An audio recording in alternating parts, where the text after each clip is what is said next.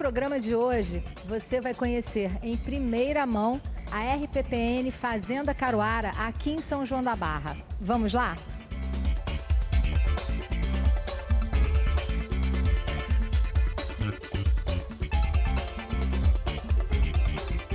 A Fazenda Caruara é a maior reserva particular de patrimônio natural de Restinga do país. Sozinha, equivale a cerca de 60% da soma de todas as 69 RPPNs existentes no estado do Rio de Janeiro. São quase 4.000 hectares de terra no interior de São João da Barra, no norte do estado do Rio. A Fazenda Caruara, ela foi adquirida em 2007. Quando a gente adquiriu a propriedade, um terço dessa área se encontrava já antropizado, com retirada de material suprimido para abastecer as cerâmicas da região, com cultivo de cana-de-açúcar, com a bovinocultura. E algumas áreas estavam bem conservadas? Sim. Então, 2/3 da propriedade estão bem preservados, né? Então você tem partes da propriedade onde você encontra todas as fitofisionomias de Restinga intactas, né, bem preservadas. A área da reserva que foi desmatada no passado está em fase de recomposição. O projeto de recomposição de Restinga, ele é oriundo da compensação ambiental pela supressão das áreas de implantação do Porto do Açu, né? Atualmente nós já plantamos 460 hectares. Esse projeto ele começou a ser implantado em 2011, né? E já foram plantadas mais de 500 mil mudas dentro da Caruara, da RPPN. Grande parte das nossas áreas de recomposição estão dentro das áreas da RPPN Caruara, né? Aqui a gente está dentro de uma unidade amostral, né, que seria um hexágono, é um modelo de plantio que foi uma metodologia que foi elaborada por nós há 4 anos atrás, que ela replica a natureza da Restinga, né? Os anéis, né, que são compostos por 31 indivíduos, eles são compostos por diferentes grupos sucessionais, por espécies de diferentes grupos de sucessão. E cada espécie dessa ela é colocada de uma maneira que as espécies pioneiras, ou seja, aquelas espécies que têm um crescimento mais rápido, elas possam formar um clima favorável para a introdução de novas espécies e que possam favorecer também o crescimento de espécies que foram introduzidas também, mas que têm um crescimento mais moroso, que seriam espécies tardias e clímax. Então, essa espécie aqui, que é um ingá, ela é uma espécie pioneira, então a gente consegue observar que ela cresceu mais rapidamente e consegue formar sombra para a introdução de outras espécies e favorecer o crescimento de espécies que a pleno sol não se desenvolveriam tão bem, né? Outra coisa que é bem legal ressaltar nessa metodologia, né, que um plantio de área de Restinga com 2 anos e meio de idade, alcançando essas proporções, certifica que a metodologia que a gente tem aplicado hoje é uma metodologia correta para esse tipo de área. Foi fácil conseguir essas mudas? Há 5 anos atrás, a gente visualizou, né, que nós teríamos que implantar um viveiro, porque não existia mudas de Restinga no mercado, e ainda mais para as nossas demandas, que são muito grandes. Então nós implantamos um viveiro, né, de mudas, que tem capacidade de 500 mil mudas por ano. É um viveiro bem grande, na verdade é o maior viveiro de Restinga do país atualmente, que fomenta todos os nossos programas de recomposição e programas de recuperação de áreas degradadas. Fomos até o viveiro conhecer como é o trabalho de produção de mudas. Quais são os processos para a produção dessas mudas? Tem um mapeamento, um fenograma, né, onde nós temos a data de coleta dessas sementes. Então vamos para campo, né, mediante o planejamento de campo, coletamos essas sementes, trazemos para cá. Daqui, essa estufinha, ela funciona para uma secagem rápida. Após essa secagem, nós fazemos o beneficiamento dela. Cada semente é diferente, né? Algumas sementes é só tirar a polpa, outras tem que dar uma escrerificada, outras a gente tem que colocar num ácido, né, para viabilizar a germinação mais rápido, quebrar a viabilidade dela. E E para cada uma dessas espécies, né, essas informações estão gerando um banco de dados que futuramente a gente vai publicar um manual de manejo das espécies de restinga. Depois desse processo, parte da semente é armazenada e parte vai ser plantada. Na verdade, nesse primeiro momento, essa é a primeira etapa de produção, né? Essa estrutura aqui se chama casa de germinação e ela tem um sombrite, né, um blackout de 50% da luminosidade, né? Nesse primeiro momento, nessa primeira etapa, onde ocorre o semeio, né, e a muda vai germinar, a semente vai germinar, a semente ela não precisa, o indivíduo ainda não precisa de alimento externo, ela se alimenta da própria semente. Então, nesse primeiro momento a gente usa só areia, que é para uma questão estruturante mesmo, para que a muda possa sair e a gente passa para o segundo momento, que é a etapa mais sensível da nossa produção, que é o momento onde essas plântulas elas vão ter que se adaptar a um novo substrato. A gente tira elas daqui e repica, né, para os tubetes, que são as estruturas, os recipientes que nós trabalhamos, e levamos ela para a casa de sombra, que é a casa onde eu tenho uma umidade relativa maior, recebe mais irrigações ao dia, então, e tem um blackout, um sombrite de 80%, só passa 20% de luminosidade. O viveiro é formado por espécies típicas da região. Aqui nós temos a figueira, que é uma espécie muito importante no processo de recomposição. É uma espécie considerada pioneira, que tem um crescimento muito rápido e acaba viabilizando a entrada de outras espécies, né, de outros grupos mais tardios e clímax.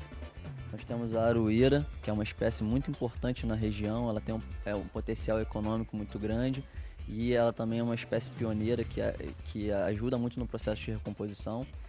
Nós temos o pau-ferro e a Ipomoea pescapre, que é uma espécie que ocorre mais próximo à praia, junto à canavalha rosa também, que é uma espécie também que ocorre na área mais próxima ao mar ali. Quando as mudas já estão crescidas, vão para o lado de fora do viveiro, onde gradativamente são expostas às dificuldades naturais do ambiente. É o processo de rustificação. Explica pra gente, Daniel, o que é isso? Então, aqui na área de pleno sol, nós temos 6 módulos diferentes. A cada momento que ela vai passando para o módulo seguinte, a gente vai diminuindo a irrigação das mudas. Então, quando ela chega no último módulo, ela está recebendo vento, bastante vento, ela está a pleno sol, né? O sol está batendo nela diretamente e ela está recebendo o mínimo de água possível. Isso facilita, né? Isso rustifica a muda e ao momento que a gente leva para campo, ela se adapta mais facilmente. No próximo bloco, você vai ver a importância de todo esse trabalho.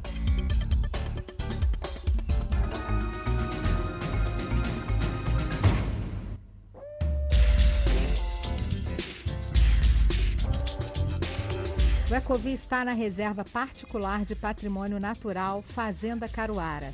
A unidade é objeto de diversas pesquisas. No momento, são 14 projetos em andamento. Um deles é da Química Graça Freire. A nossa pesquisa tem um tema central, que é a comparação da biodiversidade em restingas preservadas e não preservadas. O alvo da nossa biodiversidade são os fungos endofíticos de plantas de restinga. Fungos endofíticos são fungos que convivem pacificamente com os vegetais de restinga sem causar dano nenhum. E qual o objetivo? O que vocês pretendem descobrir com essa pesquisa? Nós pretendemos descobrir, na realidade, questionar, investigar os produtos desses fungos endofíticos em meio líquido. Exemplo, a penicilina é uma substância produzida pelo fungo Penicillium e que todos nós sabemos a grande aplicabilidade da penicilina. A nossa pergunta é: os fungos endofíticos de restinga também produzem várias substâncias? Que substâncias são essas? Para que elas servem? Elas têm caráter inseticida, fungicida, antimicrobiano, enfim, quais são os alvos biológicos onde essas substâncias podem atuar?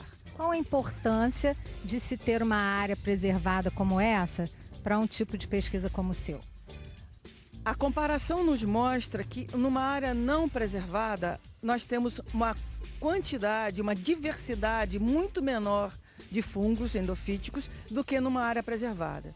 Nós, até agora, conseguimos isolar daqui da reserva de Caruara 750 fungos, em comparação com a reserva de Gruçaí, 500 fungos. Agora nós estamos fazendo a parte de biologia molecular para, além da identificação morfológica, ou seja, ao microscópio, a gente identificar molecularmente quais são verdadeiramente os tipos de fungos e os nunca descritos, ou seja, espécies novas, que a gente tem muito mais possibilidade de encontrar numa reserva preservada do que numa não preservada.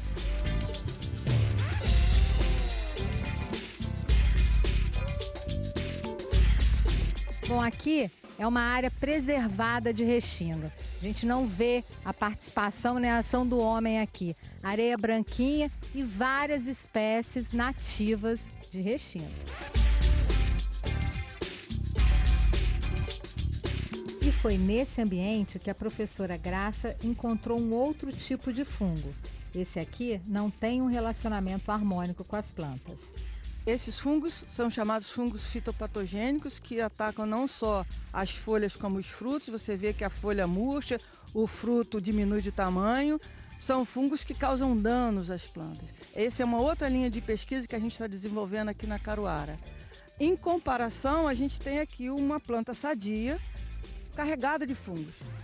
Uma planta sadia bem isolada, você de cada folha poderá tirar 15 tipos diferentes de fungos. São os fungos endofíticos, que convivem tranquilamente com a planta sem causar mal algum a ela. Além da vegetação, os animais e insetos da unidade também são objeto de estudo. Mariana Escaramuza, do Laboratório de Ecologia de Abelhas da UENF, estuda a relação dos insetos com as plantas. Até o momento eu coletei cerca de 70 espécies de planta e verifiquei interação com mais ou menos 50 espécies de plantas. O que eu vi é que no ambiente de recomposição, que é um ambiente inicial ainda, ocorrem muitas interações generalistas, ou seja, existe uma espécie de planta que é visitada por muitos insetos e cada inseto visita também muitas espécies de plantas, né? E o que ocorre em uma área de remanescente preservado é que as interações são mais especialistas. Ou seja, ocorre uma planta interagindo com uma espécie de inseto, não tendo uma generalização na coleta de recurso por esses insetos, né? Um exemplo é o murici, que é esse que está aqui, que ele produz óleos florais, então ele é visitado especificamente por um grupo de abelhas, algumas espécies que são conhecidas como as coletoras de óleo. E essa questão assim da generalista, de uma abelha visitar várias espécies de plantas, isso tem a ver com a falta de recursos? Pode ser? Tem alguma relação? Pode ser. Quando você não tem um recurso específico que seria o seu preferido, no caso da abelha seria o recurso preferido dela, ela é obrigada a visitar uma maior gama de recursos, então visitando o maior número de plantas. Existem espécies que são conhecidas como indicadoras de qualidade ambiental, que são aquelas espécies que não conseguem modificar a sua utilização de recurso. Então, se a planta que ela utiliza para se alimentar suas larvas, ela não existir naquele ambiente, aquela espécie também não vai existir.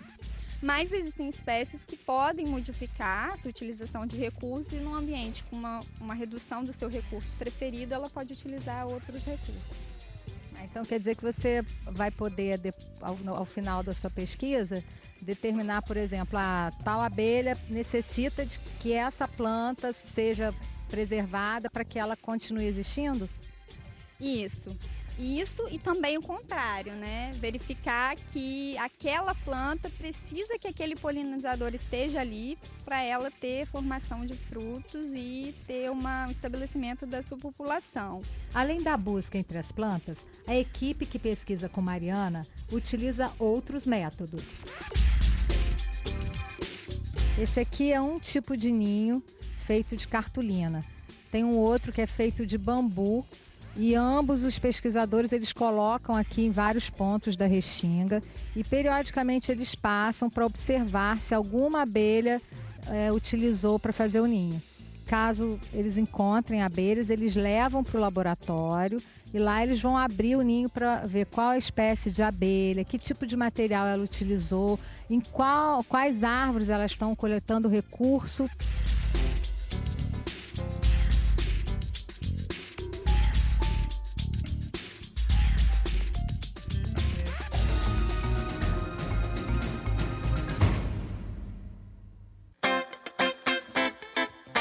Os estudos sobre a biodiversidade da restinga caruara ultrapassam a área da reserva.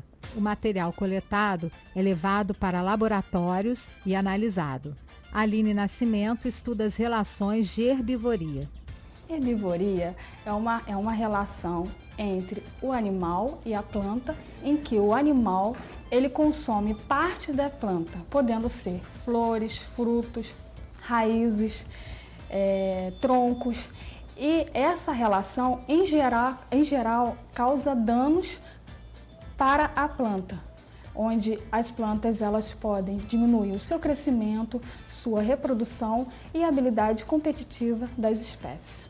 E em que consiste exatamente a sua pesquisa? O que você quer descobrir com a sua pesquisa? Através do estudo, eu quero verificar se as plantas que são melhores defendidas, elas vão apresentar menores taxas de herbivoria.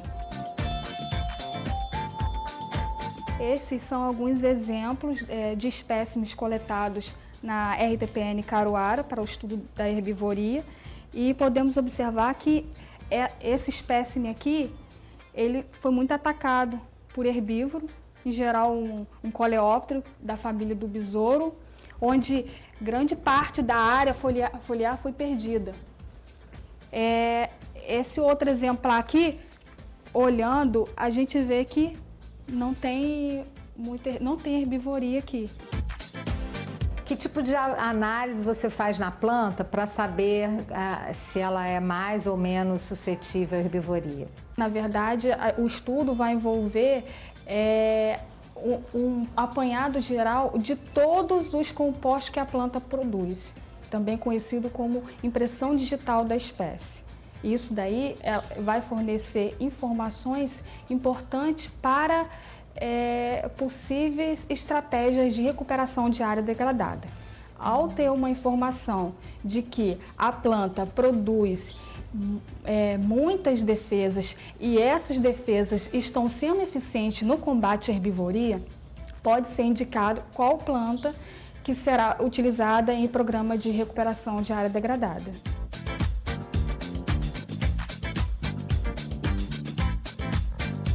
A pesquisadora Fabíola montou um verdadeiro formigueiro dentro de um laboratório para poder acompanhar de perto todo o desenvolvimento da formiga ata robusta, também conhecida como saúva. Por que você escolheu essa espécie, Fabíola? Essa espécie é uma espécie de formiga que ela está ameaçada de extinção e ela está na restinga tanto do Espírito Santo como do Rio de Janeiro. E essa espécie, ela tem poucos estudos, porque é uma espécie que não causa dano econômico para a natureza. A importância dessa formiga para a restinga é que ela é uma dispersora de sementes. Ela pega os frutos, diversos frutos na restinga e leva para o ninho, retira aquela polpa, utiliza e elimina a semente para fora do ninho. Essas sementes nascem plântulas em volta do ninho. Ela também é importante para a aeração do solo ali, e ela torna o solo mais fértil com esse material vegetal que ela deixa ali perto do ninho. Então agora a gente vai mostrar para você, telespectador, a pesquisa da Fabíola.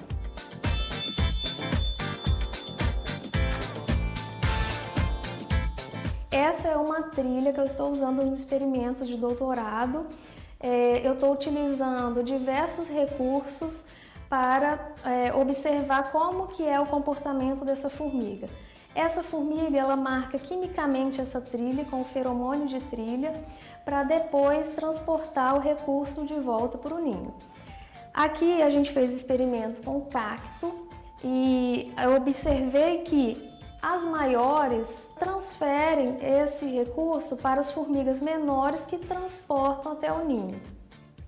Então ocorre uma divisão de tarefas devido ao tamanho da formiga. As maiores cortam e as menores que transportam a carga. Já para outro tipo de planta que eu fiz outro experimento com a aroeira ou a pimenta rosa, todos os tamanhos de formiga cortam a planta, recortam e transportam a carga ou o recurso para o ninho. Então o que a gente observou? Que há uma diferença no tamanho, no tamanho do dente, que um desgaste ou não desgaste com a tarefa que está realizando. Aqui também tem que fazer a manutenção com a água, umedecendo os algodões para o fungo ficar no local ideal, úmido, para ele estar sobrevivendo. Aí elas vão colocar o material vegetal, o fungo cresce, elas se alimentam do fungo. Isso que é importante o pessoal estar sabendo. Então ela é uma formiga cortadeira que se alimenta desse fungo. Um ninho de uma formiga como essa pode chegar a que tamanho? Então lá no Espírito Santo eu já vi um de 500 metros quadrados que eles foram até tentaram retirar com uma reta escavadeira. E o que está levando essa espécie à extinção? Então, essa espécie, primeiro, ela é endêmica, ela só tem aqui na Restinga do Espírito Santo e do Rio de Janeiro. Então, ela é restrita. E outra coisa é que tem os fatores, né, antrópicos, que causam danos às restingas, que cada vez mais imobiliárias, né, retirada de areia. Então, vai estar retirando essa parte da restinga onde se encontram os ninhos de ata robusta ou a saúva preta. Então, qual a importância de você ter uma área como a Reserva Fazenda Caruara para estudar? Então, a Reserva Caruara é extremamente importante, não só também ter a Reserva Caruara, ter outras reservas também no Rio de Janeiro para a preservação dessa espécie, que essa espécie ela tem um fungo que tem que ter a preservação das plantas para ele estar ali em temperatura ideal, umidade ideal para estar sobrevivendo o ninho. Então a importância da reserva é a conservação da mata para que os ninhos se alojem nessas matas.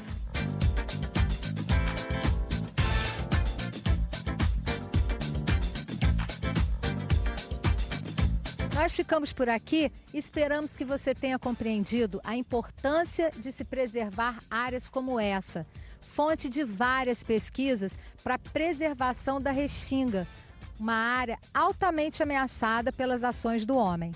Até o próximo programa.